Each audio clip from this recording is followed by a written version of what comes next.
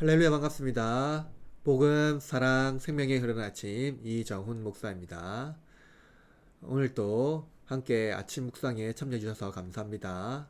말씀 묵상이 오늘 하루에 비타민이 되기를 바랍니다.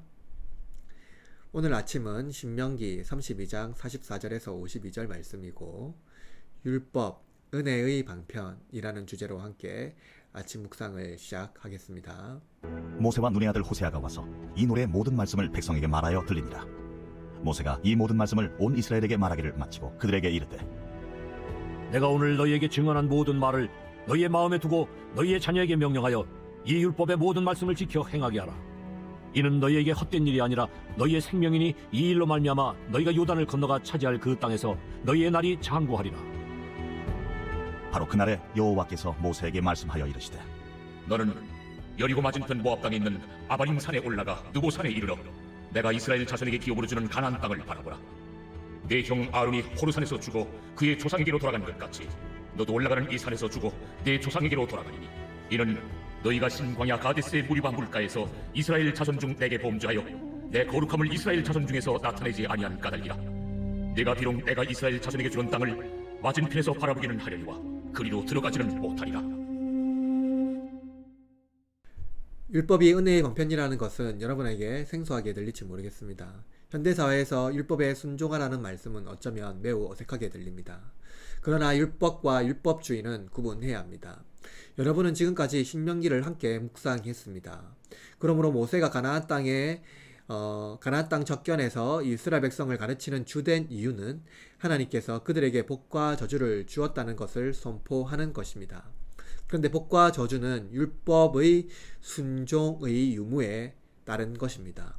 율법을 지키면 복을 받고 불순종하면 저주를 받습니다. 여러분도 알고 있다시피 율법은 십계명입니다. 그런데 오늘날 십계명 율법을 은혜의 방편으로 이해하는 사람은 없습니다. 아마도 없겠죠. 하나님은 자기 백성에게 이 율법의 말씀을 선포하고 율법의 말씀을 지키라고 명령합니다. 부탁이 아니라 명령입니다. 47절에 보면 하나님께서 왜 이스라엘 백성에게 율법을 선포하셨고 율법을 지키라고 하는지 알 수 있습니다. 그것은 율법을 지키는 것은 헛된 일이 아니며 생명이며 장수하는 것입니다. 사람들은 종종 율법을 지키는 것을 헛된 일로 치부합니다. 율법은 구약시대의 문서이기 때문에 21세기 오늘날에 맞지 않다고 생각하는 것입니다. 주일을 거룩한 날로 이해하지 못하는 경우가 있습니다. 율법을 지킴으로써 우리가 받는 유익보다 나의 자유를 더 좋아하기 때문입니다. 하나님께서 우리에게 주신 최초의 율법은 무엇입니까? 그것은 동상중앙에 있는 선악을 알게 하는 나무를 먹지 말라는 계명입니다. 그러나 하나님께서 그 이유에 대하여 명시적으로 기록하지는 않았습니다. 다만 먹게 되면 죽을 것이라고 말씀하셨습니다. 성경에서 하나님의 백성이 죽는 이유는 단 하나입니다. 하나님과의 단절, 그것이 곧 죽음입니다. 이것은 율법을 지키지 않으면 하나님과의 관계가 단절된다는 것을 말합니다. 그러나 그 이유를 설명하지는 않습니다. 이와 같이 율법을 주셨지만 율법을 지켜야 하는 이유에 대하여 명시적으로 설명하지는 않았습니다. 다만 구약 성경의 사건과 선지자를 통해서 하신 말씀을 보면 어느 정도 이유는 알 수 있습니다. 그러나 무엇보다 율법을 바르게 해석하기 위해서는 이 율법을 명령하신 분이 누구인지 알아야 합니다. 그가 누구인가요? 세상을 모든 선으로 창조하신 하나님입니다. 기억하십시오. 세상을 모든 선으로 창조하신 하나님입니다. 그러나 우리는 하나님의 율법을 선으로 이해하기보다는 악한 의도로 이해하려고 합니다. 그래서 율법을 지키는 것이 헛된 일로 생각합니다. 억압과 자유를 빼앗는 하나님으로 이해하는 것입니다. 선악을 알게 하는 나무를 먹지 못하게 하다니 왜 하나님께서 그것을 먹지 못하게 해서 우리를 죄인으로 만들었는가 하는 하나님을 악한 의도를 품게 하는 것으로 이해하는 것이죠. 어떻게 하나님이 저 나무의 열매를 먹지 못하게 하지? 왜 내가 먹을 자유를 빼앗지? 그렇게 사탄은 우리의 인식에 하나님을 악한 거짓된 신으로 만들어 버립니다. 우리도 거기에 동의하고 있는 부분이 있겠죠. 그런 하나님께서 선악을 알게 하는 나무를 동산 중앙에 두신 이유는 무엇인가요? 만약 하나님께서 본능적으로 우리가 하나님을 사랑하는 순종의 본능을 주셨다면 우리는 결단코 본능적으로 선악을 알게 하는 나무의 열매를 먹지 않았을 것입니다. 그러나 하나님은 우리의 의지적인 순종을 원하셨습니다. 이것은 중요하죠. 우리는 모든 만물을 누리고 자유롭게 하나님과 친교하며 지내기를 하나님은 원하셨습니다. 그래서 모든 만물 중에 하나님과 닮은 존재로 우리를 하나님의 형상으로 독특하게 창조하셨습니다. 하나님의 형상이란 하나님과 같이 의지적으로 선택할 수 있는 존재라는 것입니다. 나의 자유만으로 내가 자유롭게 의지적으로 무엇을 선택할 수 있는 의지가 있다는 것입니다. 하나님은 우리가 자유롭게 선택할 수 있는 존재로 창조하실 만큼 우리를 사랑하십니다. 그래서 하나님은 우리에게 율법을 주셨습니다. 하나님의 선하시고 신실하신 성품을 의지하며 의지적으로 하나님의 사랑을 신뢰하기 바라면서 말이죠.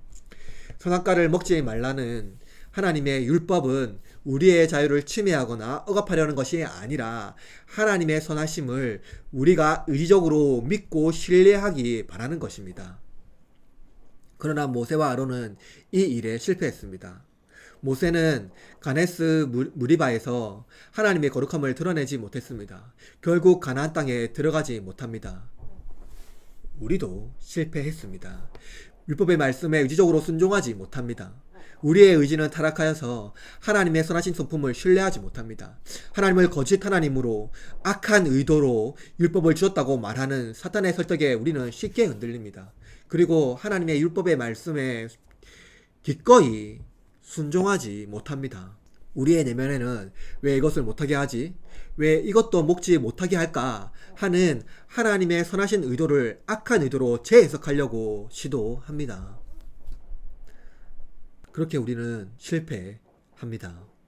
그러나 모든 실패를 넘어서 우리 구주 예수 그리스도께서 생명을 건 순종으로 십자가를 짊어지셨습니다. 그리고 아버지의 뜻을 이루셨습니다. 예수님 덕분에 순종하지 못한 우리가 그분의 순종으로 은혜를 누리게 되었습니다. 예수님이 율법을 이루셨기 때문에 우리는 율법이 은혜의 방편입니다. 여러분, 율법이 헛된 것이 아니라 생명입니다. 그리고 율법을 지킬 때 우리는 우리의 이웃의 생명을 보존합니다. 율법에 순종하는 자가 복을 받는 것은 결국 하나님의 성품을 신뢰하기 때문입니다. 그가 선하심으로 우리에게 율법을 주셨습니다. 부모가 자녀에게 부탁이 아닌 명령을 하는 것은 그것이 자녀에게 유익하기 때문입니다. 자녀는 그런 부모의 성품을 신뢰하고 순종해야 합니다. 하물며 하나님의 율법은 우리에게 얼마나 유익할까요? 오늘 하루 율법의 말씀을 묵상하고 순종하는 하루가 되기를 바랍니다. 우리를 위해 율법에 순종하신 그리스도의 은혜에 힘입어 율법에 순종하는 저와 여러분이 되시길 바랍니다. 이로 말미암아 하나님께서 우리에게 명령하신 그 율법이 나에게 얼마나 유익한지 하나님의 성품을 보면은 알 수 있다는 그 믿음의 확신을 가지고 우리 또한 율법에 순종할 수 있는 믿음을 달라고 기도하며 예수님의 순종에 힘입어 순종할 수 있는 은혜 달라고 하나님 앞에 한 걸음 더 나아가는 그런 복된 하루가 되길 바라고 순종할 수 있는 그런 하루가 되기를 응원하며 기도합니다.